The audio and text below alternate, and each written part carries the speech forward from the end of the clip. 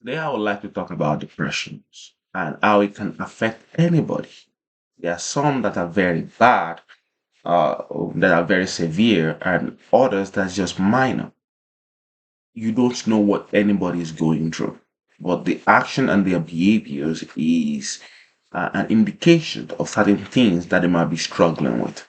So I encourage and every individuals always look out for the best of everybody around you, your spouse, your children, everybody.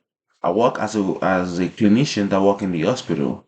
Even a patient that come to the hospital for cardiac issues as well, we have to also hypertensions, heart failure, and all that stuff. We have to make sure we are monitoring their emotional health as well, because it's very vital that you pay attention to depression, anxiety, and all that stuff.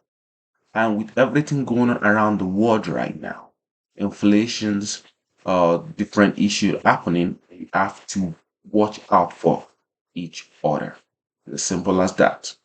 So, depression, also known as major depression or major depression disorder, depressive disorder, clinical depression is depression. Oh, that messy. Is a common but serious mood disorder. It can come with different issues, but it affects the way you think, the way you feel, the way you handle activities like sleeping, eating, and walking. Ask or talk to people who are going through it. You see them. Major classic sign is not eating well, not taking care of themselves, not showering, not doing all that stuff. So please and please, you want to take good care of each other. And the classical signs of it here, I think this is medical news today, and it shows symptoms of depression can include feelings of hopelessness. The reason why hopelessness is very important in to look at is hopelessness have to deal with the situation you're going through that you feels like you have no power over. A lot of people that are going through a problem like I can maybe heart failure went and they do an ultrasound and they feel or they do an echo and they see your ejective fracture is like 30, 25, and all that stuff. And this stuff can make a big, it can affect your whole life. Anger, irritability, tiredness, I and difficulty concentrating. Someone that is constantly struggling may not be able to concentrate in so many aspects. They may diagnose in so many different ways, but one thing that you want to think about is this affects more people than you actually realize. They affect a lot of people, and it's one thing that I think even the Bible acknowledge it. You may think Bible does not have hopelessness, does not have depressions, but I bet the differ. Because if you read First King chapter 19, where Elijah just finished uh, performing a miraculous signs and wonders, calling down fire. Following chapter, when Jezebel was trying to kill him, he was running and he said, "I'm depressed to the point I want to kill myself. I want to die." So that's to let you know that even the prophets, which have anointing of God on their life, are not excuse for emotional issues. And if you want, if you're like Elijah is okay, what about Jeremiah? There is a book of Jeremiah called Lamentations. It's all about hopelessness, how sad, so many different things. If you start reading the Old Testament, you will see it. Each prophet have their own struggle. But one thing that stand out the most is in this all these signs, in all these problems, the way you think, the way you handle it, the people you have around you will help you see the light, will help you see things differently. So that's the reason. Like here, it shows classical signs, sadness, hopelessness, loss of pleasure in activities that you previously enjoyed. You enjoy watching sports, you enjoy going like trying different eatery and eating different stuff, but now you just give up. I want to encourage you, don't give up. I don't know who this message is for, because just put it in my heart to record this.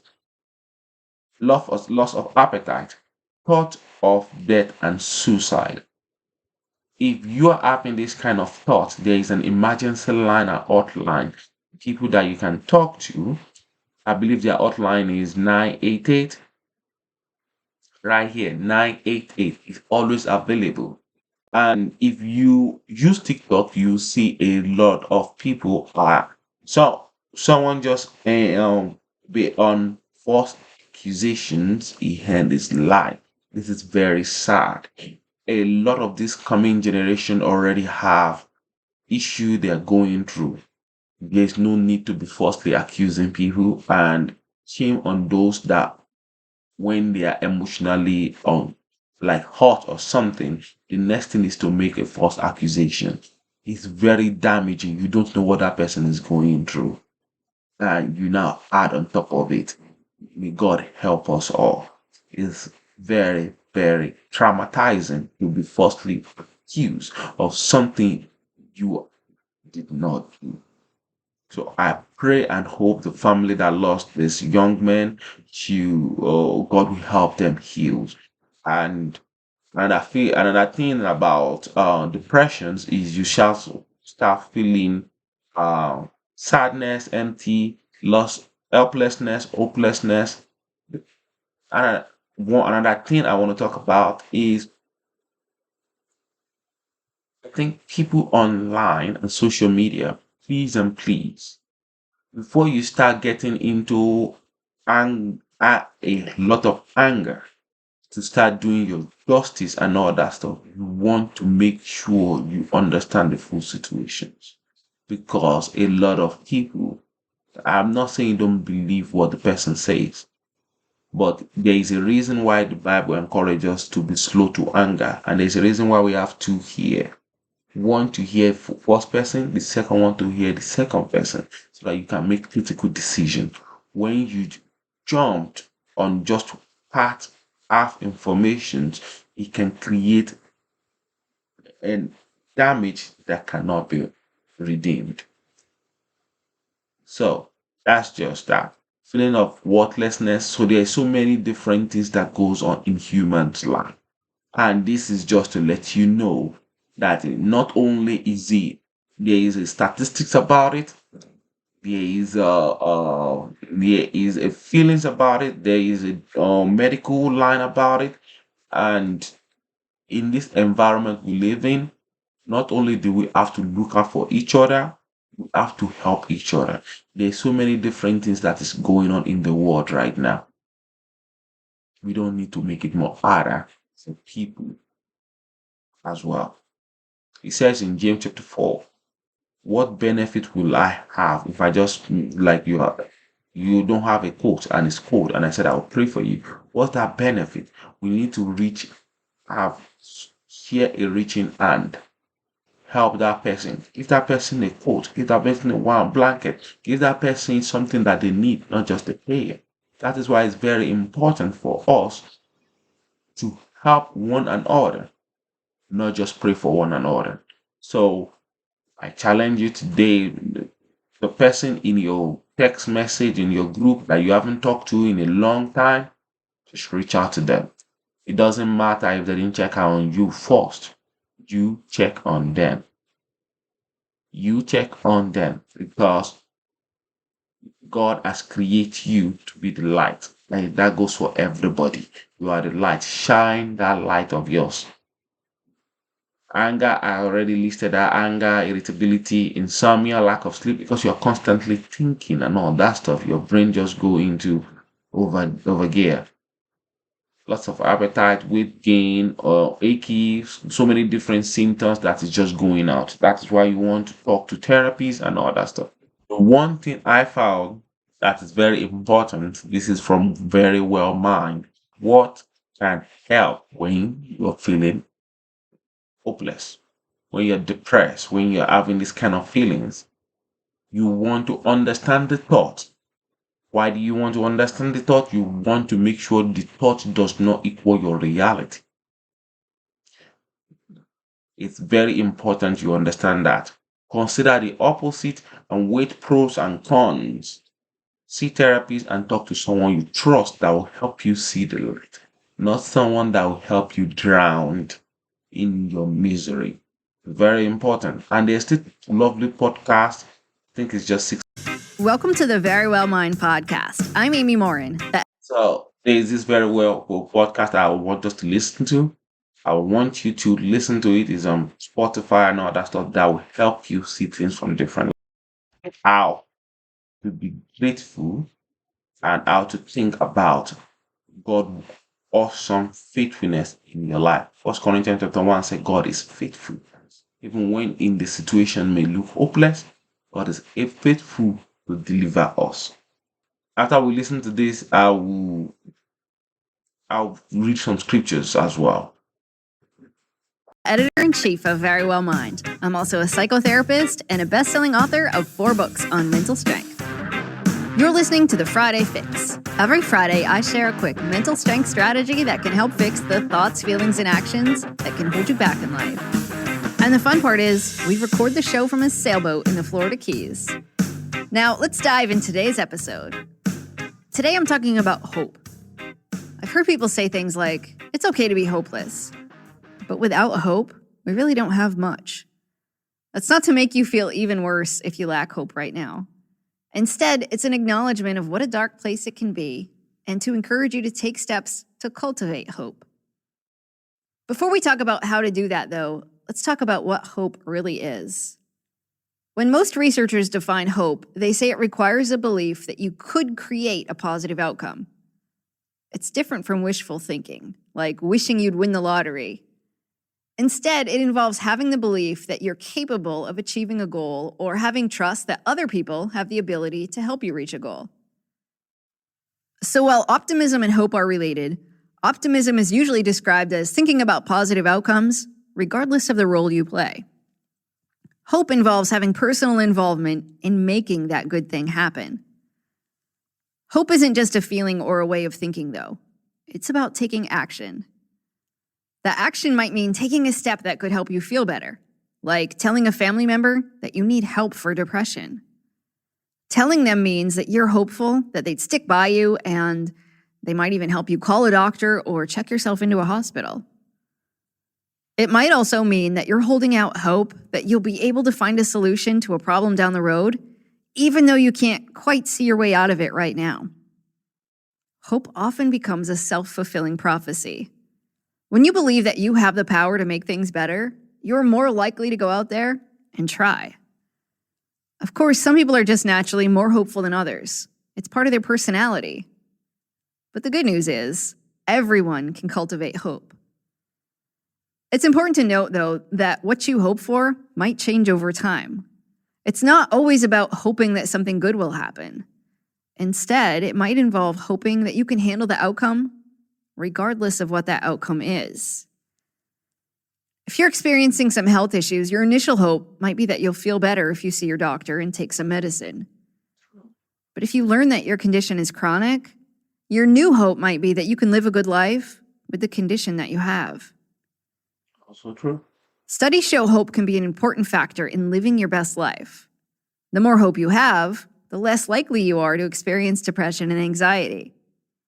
Hope is also related to higher levels of life satisfaction, better well-being, and better psychological adjustment. Hope is even one of the best predictors of academic achievement.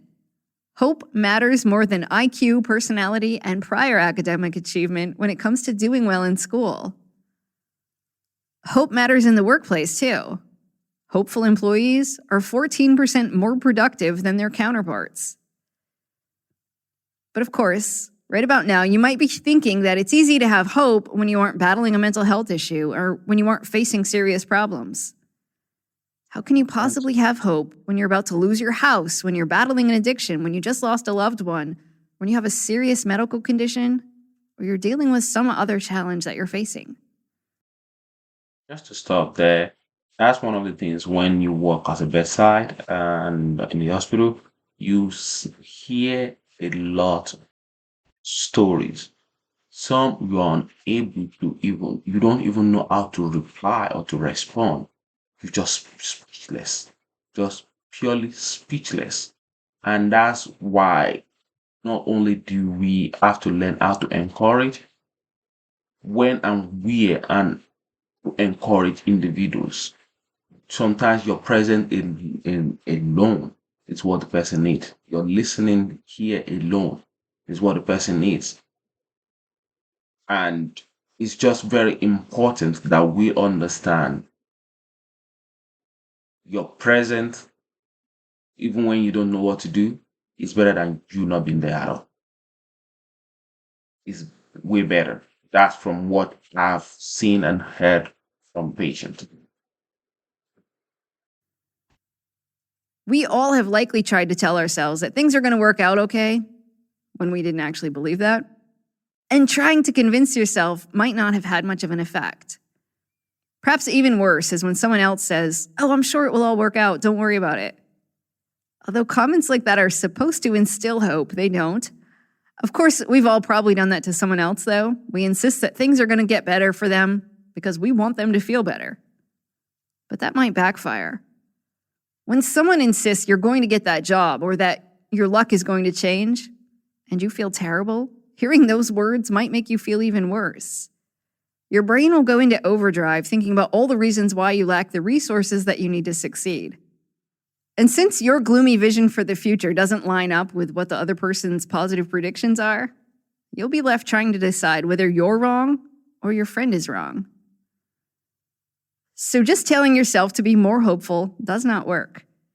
Listening to someone else tell you to have hope probably won't work either. But guess what?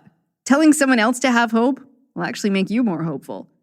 The person who says, "Hey, good things are going to happen," to someone else gains a bit of hope for themselves. Studies show that it benefits the speaker, but not the listener. So, although you might look like you're out there trying to instill hope in other people, spreading a hopeful message to someone else might actually benefit you even more. And this is one thing I learned back. What you give out, I think it's said in the Bible as well. There are some abundantly but never go poor, and there are some that give sparingly, yet they remain poor. So what you give out, it, you you get back in return multiple fold. And it says in Proverbs right here, Proverb 23 verse 7, for as a man thinketh in his heart, so is he. So if you use an amplified version, it said, for as he think in his heart, so is he in behavior, the one who manipulates. And he, as he says to you, eat and drink, yet his heart is not with you, but is a during the cause. So it's very important that you understand, even when you're saying certain things and your heart is not in it, you may not benefit from it. But if you put your heart in it and you say it, we Bible say we would know them by their fruit. You do not allow your mind to be captured by the negativities that is happening in your situations. You may be in the flood of so many bad things, but the more you give out positive energy, the more there is God will make a way for you.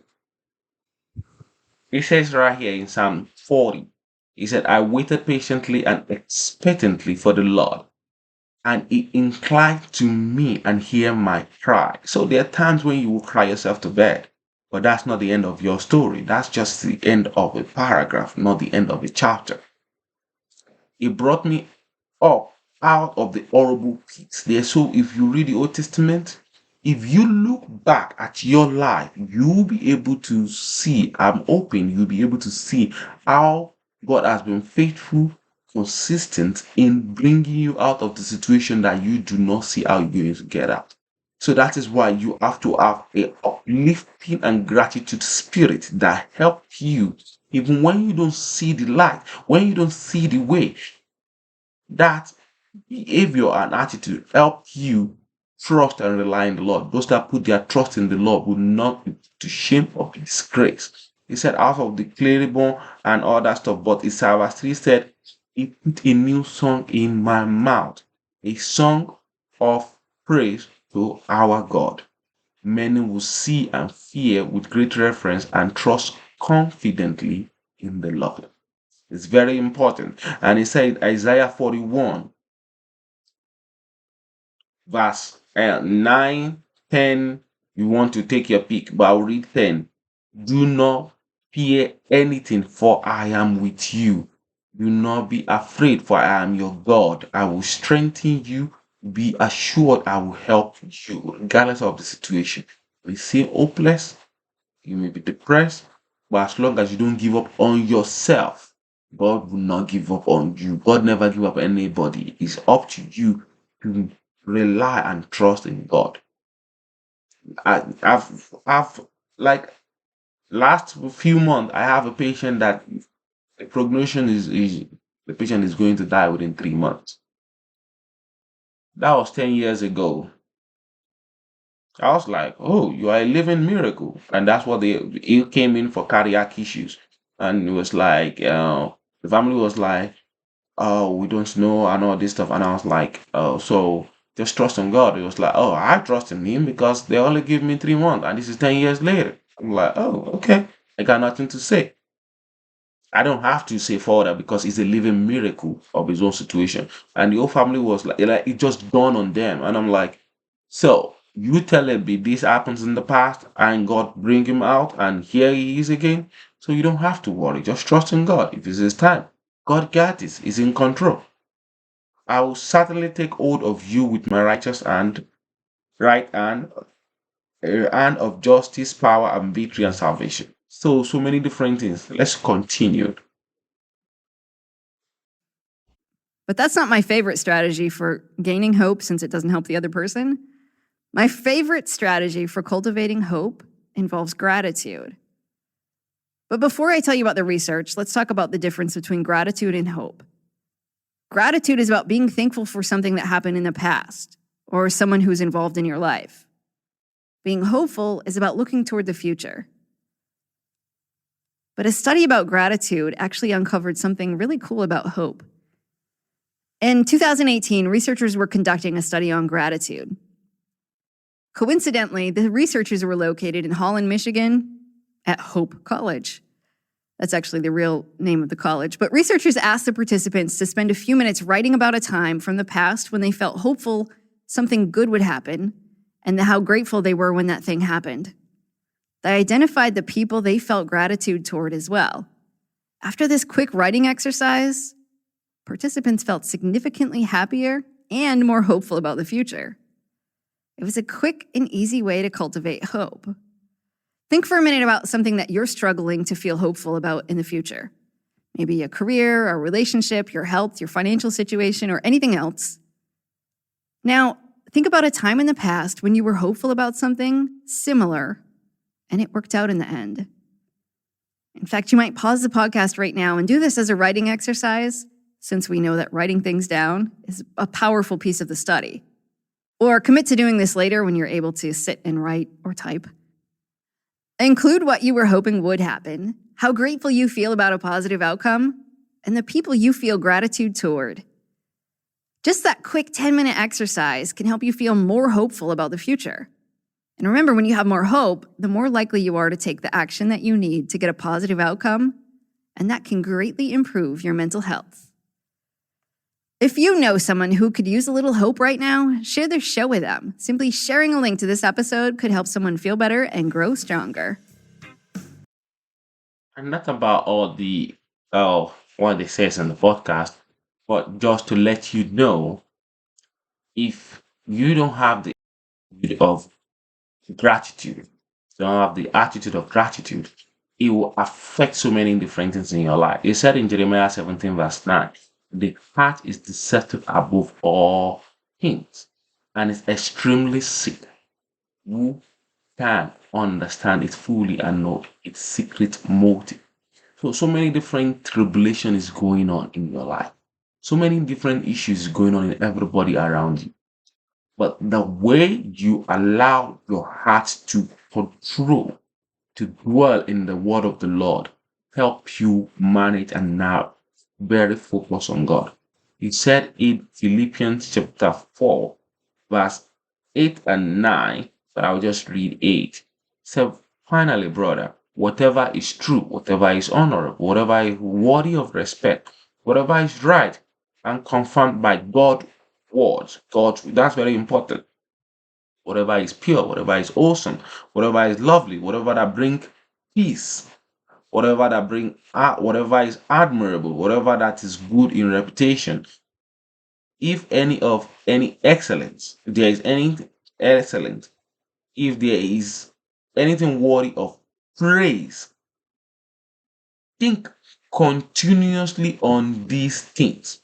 Center your mind and heart on them and implant them in your heart. That's how you can realistically face the future, because the enemy is constantly trying to destroy you. So I don't want this video to be too long. I don't know who this message is for, but I hope and pray that you will find a way to center your heart on God, your mind on things that will help you, motivate you. If you're going through depressions and anxiety or hopelessness, helplessness, reach out, call someone, find a way. I'm not saying you are just you. I'm hoping your family members also check upon you. Open. Find someone that you can trust, talk to. Talk to therapists and all that stuff. That's why I say find a way to open up to talk to someone. Because if you don't talk, no one is a mind reader. So I pray that you will have the strength to open up to someone that will help you get over the situations. And I pray God to give you strength and the courage you needed. Thank you and have a wonderful day.